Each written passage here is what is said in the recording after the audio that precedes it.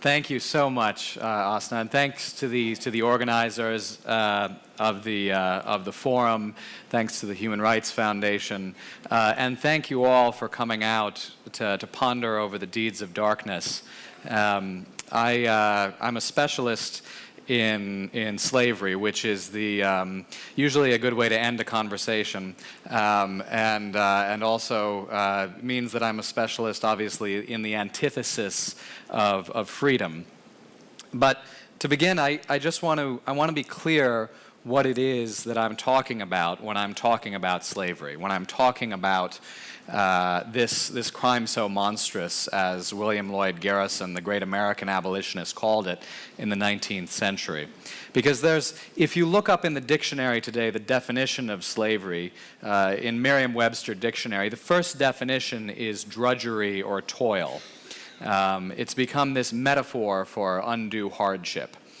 I give a lot of talks. And about a year ago, I was flying between Hong Kong and New York, giving a talk at both ends of the flight. I needed to get some sleep, and my seatmate was very chatty. And so she said, typical opening gambit, what do you do for a living? And I said, well, I'm a specialist in mass atrocities, in modern-day slavery, and in child rape. And that usually ends the conversation. And then I can get some sleep. In this case, she said, well, slavery, I'm a banker. I work 80 hours a week. I have 2 mortgages to pay off, and you should see my credit card load. And I said, well, what I'm talking about is a little bit different. The people that I'm talking about in the eyes of their employers are actually disposable. And this was after the onset of the financial crisis, and she said, well, do you know anybody that worked for Lehman Brothers? And I said, okay, well, this is going to be a longer conversation. And I didn't get much sleep that night, but hopefully by the morning, I made a convert or two, and hopefully in less than 10 minutes here, I'll be able to make one or two more here. The definition that I have adopted for slavery. Slaves are those forced to work, held through fraud, under threat of violence for no pay beyond subsistence. These are people that cannot walk away from their work. And for millions of slaves in the world today, their slavery is no metaphor.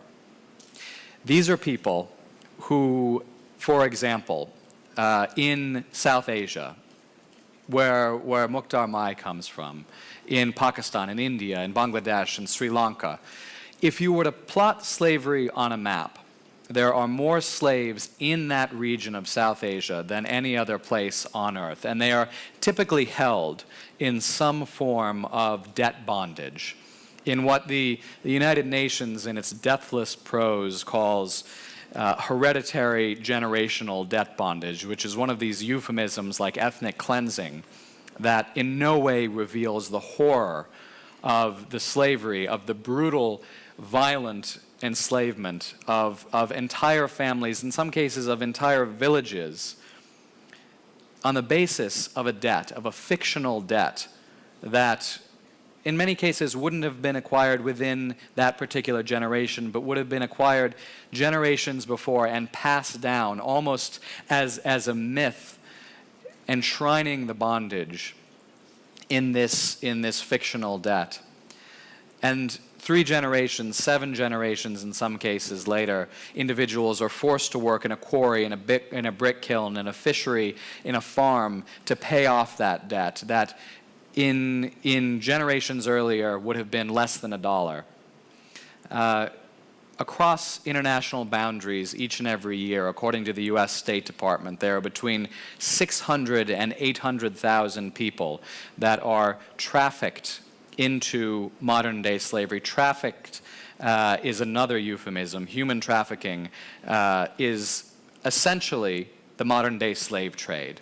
These are the process by which people are recruited, the process by which people are bought, are sold, are harbored, are transported, all of this to turn these people from free individuals into slaves.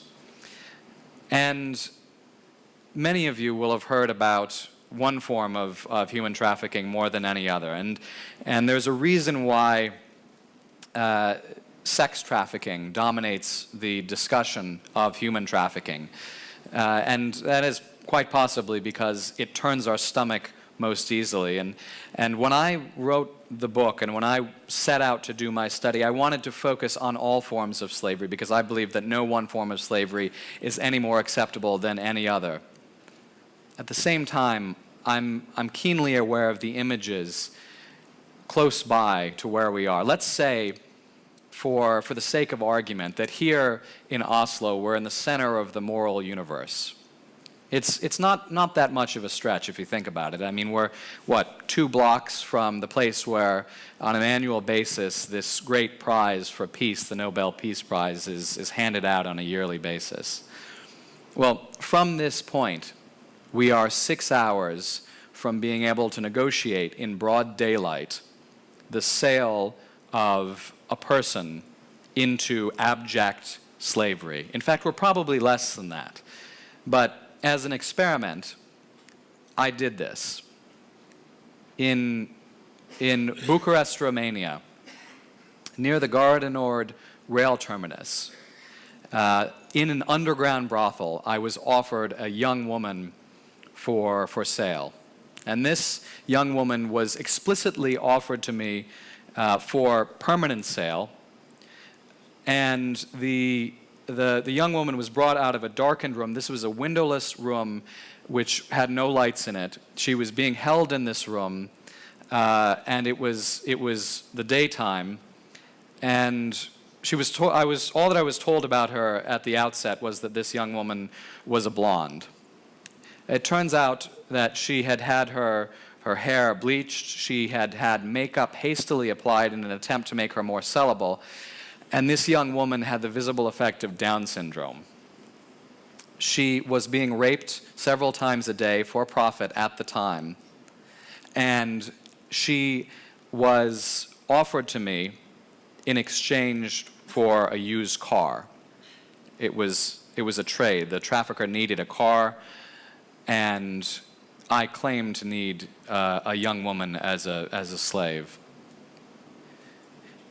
The thing that got to me most about this young woman was that even though the trafficker had put makeup on her in an attempt to make her more sellable, she was crying so hard that the makeup had run. And on one of her arms, she had several angry red slashes where I can only assume she was trying to escape daily rape the only way that she knew how, by ending her life. And as far as I know, that young woman is still in hell, even though I told the Romanian authorities about her condition the next day. I had a principle of not paying for human life.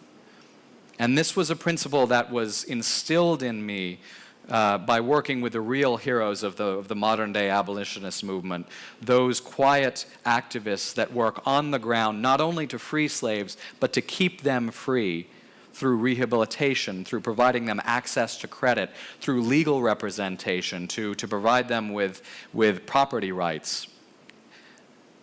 And they said over and over again, please do not pay for human life. You will be giving rise to a trade in human misery. And it's one thing to understand that principle. It's another thing when you're confronted with somebody like that young woman in the Bucharest brothel. Or, like this summer, if you're confronted with somebody who wasn't able to get out in time. A 17-year-old girl who I was interviewing in Bloemfontein, South Africa, had been sold a year and a half earlier. She was South African herself. She had been recruited from one of the poorest townships in the poorest state in South Africa, in Eastern Cape. She had been told that she would be doing domestic work. Instead, she was sold into a Nigerian human trafficking syndicate, and a year and a half later, this was the end game for her.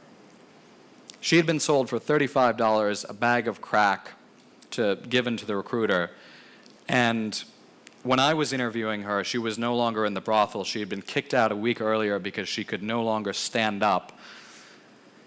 She had full-blown AIDS, she had tuberculosis, and she was 3 months pregnant.